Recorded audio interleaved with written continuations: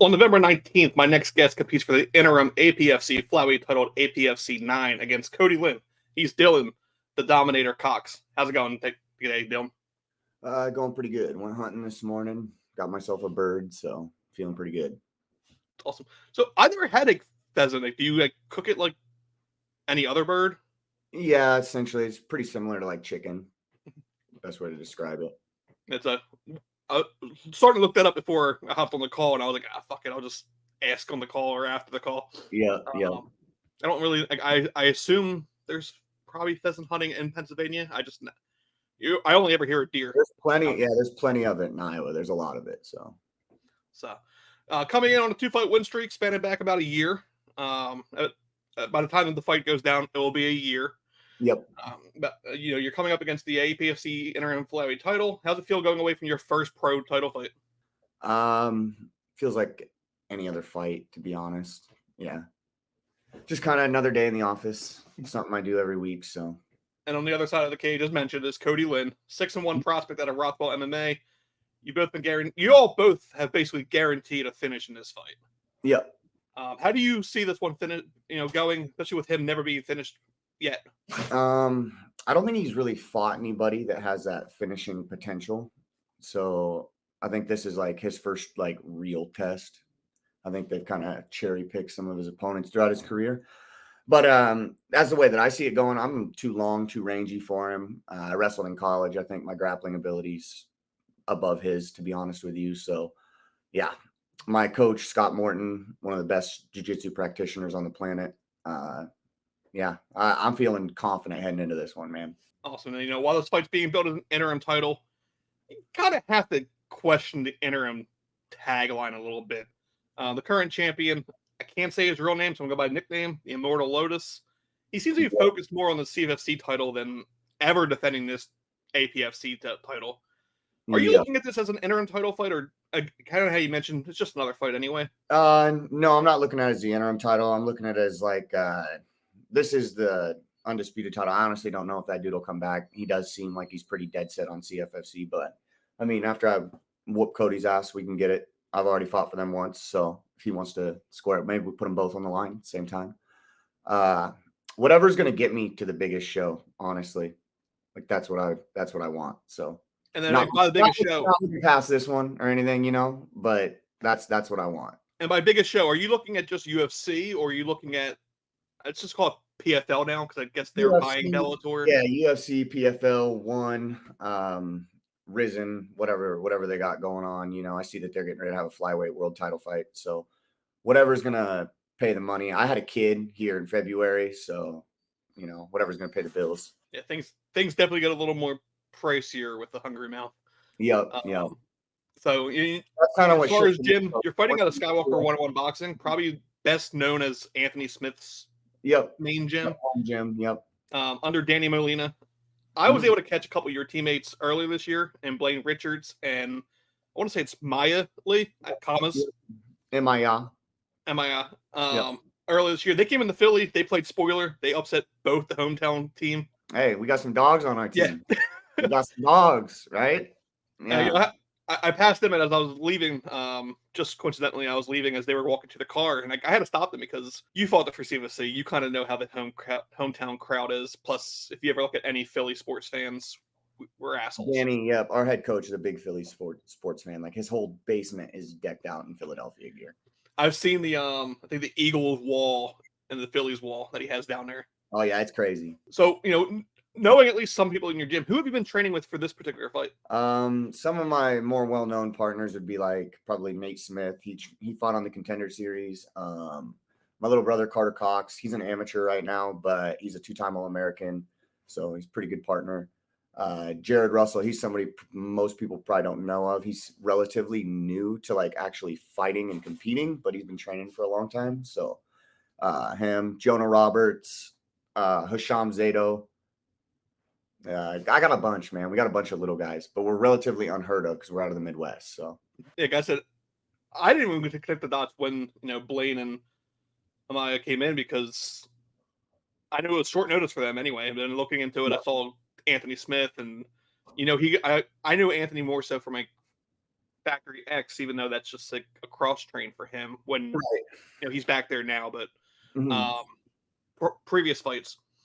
So, have you been cross training elsewhere too? I know like on your Instagram profile you list a handful of other gyms as well. Anywhere else you're working? Not anymore, to be honest with you. I did a year in Colorado, and then after that I moved home, and I've been basically kind of really focused with Scott and Danny since, and just kind of utilize both coaches and all the training partners that I have. So, and then this is your not only first pro title fights, first fight with the APFC promotion as well. Mm-hmm.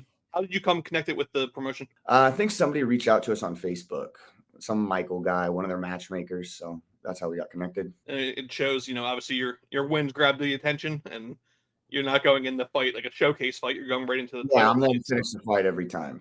So I don't think I've been in a boring fight, to be honest with you. And that's what that's all people want to see. Exactly. There's some of us who appreciate just a heavy grappling match.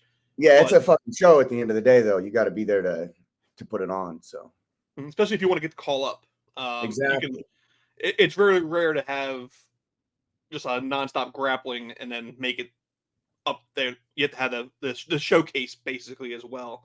If you were to look back and see, especially at the UFC, like they gave no love to Demetrius Johnson at the time, right? But yet you look at him over at ONE now, and he's as entertaining as he was in UFC, just wasn't focused on. Right. I don't think they really promotionally pushed him the right way. They didn't market to his audience as much as what ONE does. I mean, if you look at your division, they almost killed it at one point. Yeah. Because at one point it was almost gone. Exactly. Yeah. There wasn't even 125s around. So yeah. So outside of the gym, what are you doing in your day to day? I know obviously today you went hunting. What else are you doing when you're not fighting? Hanging out with my daughter and my wife as much as possible.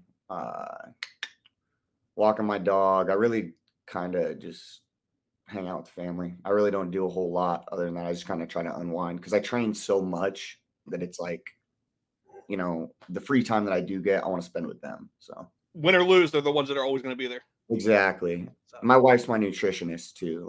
She runs a nutritional store where I actually live above it. So it's she's quite the help. Can't hate that. Nope.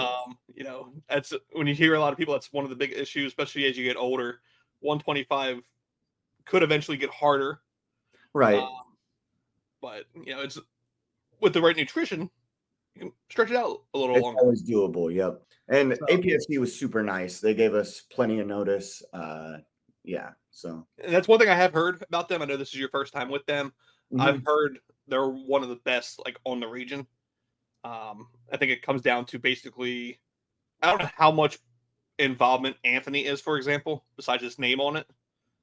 But there's definitely it's fighter focused, which is, you've probably been with some promotion to sell a ticket, fight. Yeah, they're more about who can bring in the tickets. So yeah. So outside of that, I'll pass the mic to you. Social media, any sponsor shout outs and all. Mike's all yours. Soldier Sports, definitely. They hook us up with a bunch of gear every time we fight.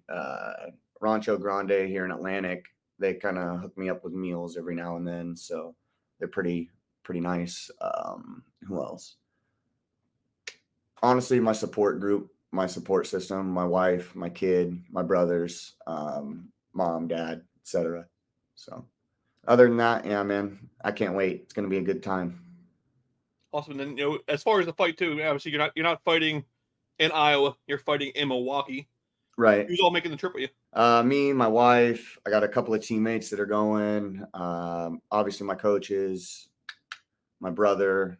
So it'll be good. We're gonna go commit murder in Milwaukee. Should be a good time. Second time you quoted that. Yeah. I read that quote a couple of times, and I was gonna, something. Jeffrey Dahmer's from there, so I might just have to eat him alive. Many ways to push this. Somebody brought that up to me at work the other day. I was like, oh shit, I didn't even realize that. But that's November 19th on, I believe it's all UFC Fight Pass. I think they also went to YouTube. I think YouTube's on a Sunday. It's kind of a weird day. And actually just interviewed someone else from the same card, and that was something I said to him too. I said, I like the Sunday cards because I do too. I think a lot of people will get the opportunity to tune in. A lot of people are just kind of hanging around the house on Sunday. And isn't it at like a decent time? Somebody said something like 2 to 9. I think I've heard yeah, a it's like 9. early afternoon. So if you're a football fan, you can still kind of keep an eye on the 1 o'clock game, Right. while still making it to like, the 4 and evening game. Yeah. But yeah, I think it's like those guys and like Fury FC do like Sunday cards, and they're always awesome because I don't know, on my end at least, Sunday's like the day where you just relax because Monday you're back to the grind. Yeah. And why not just throw it on, watch a couple great fights. Honestly, on Sundays I just kind of run. That's about it. Sometimes I coach wrestling because I'm a high school wrestling coach too. But other than that, yeah. But yeah, November 19th, Fight Pass main event too. Obviously, because yeah. fight.